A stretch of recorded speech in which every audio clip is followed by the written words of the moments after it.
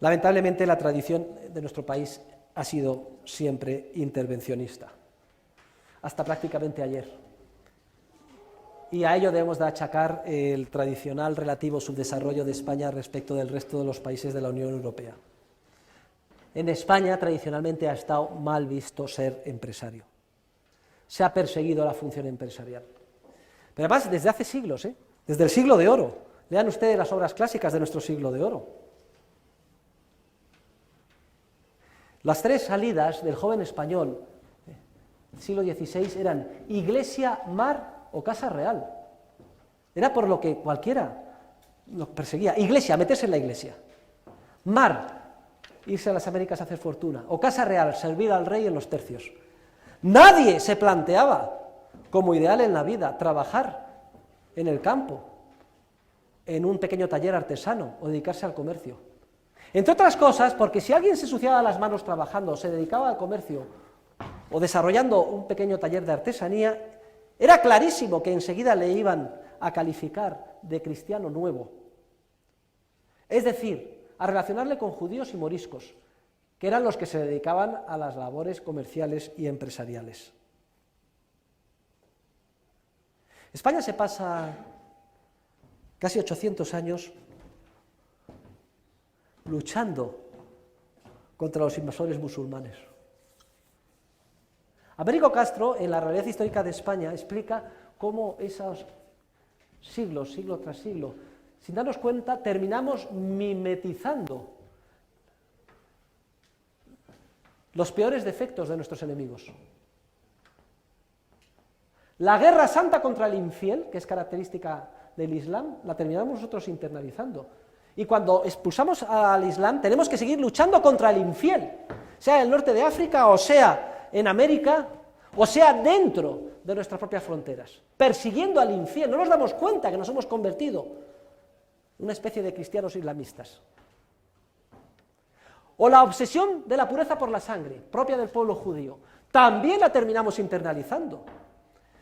Es que no se podía conseguir ningún puesto público de relevancia sin un examen de pureza de sangre certificado. Todos estaban falsificados, etcétera, porque si hay algo que caracteriza a la sangre de los españoles es que está súper mezclada con la de judíos y moriscos.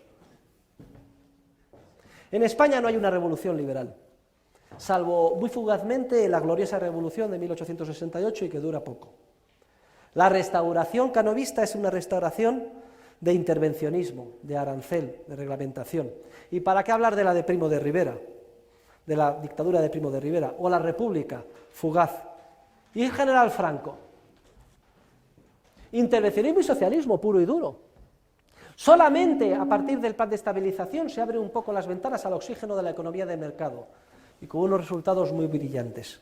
Pero las principales instituciones, la Seguridad Social o la gran rigidez del mercado laboral de España, que son herencia de Franco, no se desmontan de manera efectiva por ninguno de los gobiernos democráticos. Se mantiene el intervencionismo. Y solamente cuando España ha entrado en la Unión Europea, en términos relativos, ha aumentado la libertad económica. Y ha tenido un efecto espectacular en el desarrollo económico de nuestro país. Aún así, todavía, si en las últimas encuestas que se han efectuado entre los jóvenes universitarios, el ideal de ser empresario es un ideal que todavía no cuaja en España. Pocos jóvenes quieren ser empresarios, la mayor parte quieren que papá Estado les solucione la vida, hacer unas oposiciones, conseguir un trabajo fácil, no asumir riesgos, tener todo garantizado. Esto con otras características culturales. Decía Montesquieu que los tres pecados capitales del español son la pereza, la crueldad, miren ustedes los desastres de la guerra de Goya, y la envidia. Y en España pues está mal visto tener éxito, y enseguida despierta envidia, somos muy envidiosos.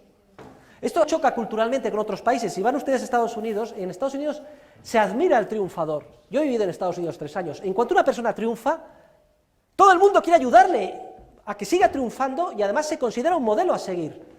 En España, miren, en España solo te dan un premio cuando te has muerto, a título póstumo, o si se entera todo el mundo que tienes un cáncer terminal. Esta es la envidia que hay en nuestro país, que importantísimos premios de tipo, no voy a decir nombres, es Vox Populi, se sabe que hay que dárselo a un extranjero. Porque como se le da a un español, o cada vez que se le da a un español, se hacen ronchas entre los colegas, de envidia. Y esto también influye mucho en el desprestigio de la función empresarial y del espíritu emprendedor en nuestro país.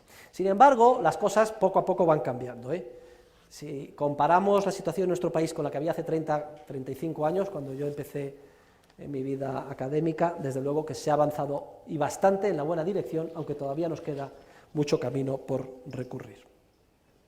¿Y cuáles son las medidas esenciales? Este es un artículo importante que se publicó en varios sitios, en El País, en El Mundo, etc.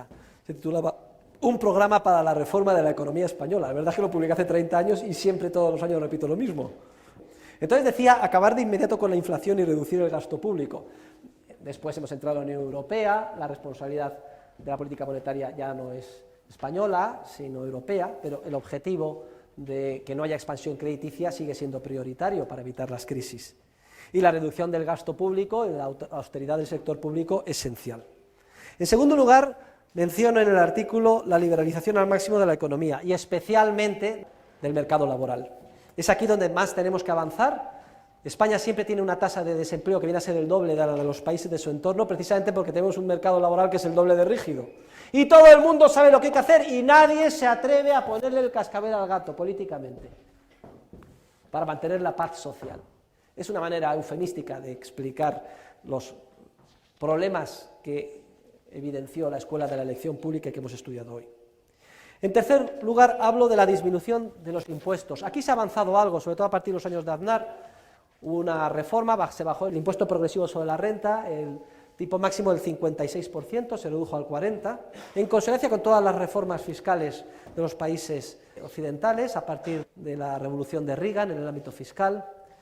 Se eliminó el impuesto de facto de sucesiones en casi todas las comunidades autónomas, se ha eliminado por el Partido Socialista el impuesto de patrimonio el año pasado, etcétera. Se ha avanzado algo, aunque todavía queda mucho camino por recorrer. Aunque ahora, con motivo de la crisis, se ha aprovechado para subir el IVA del 16 al 18% y también, una medida muy equivocada, incrementar el impuesto sobre las rentas del capital mobiliario, que es justo lo contrario de lo que había que hacer, porque lo que hay que hacer es fomentar ahora la acumulación de capital.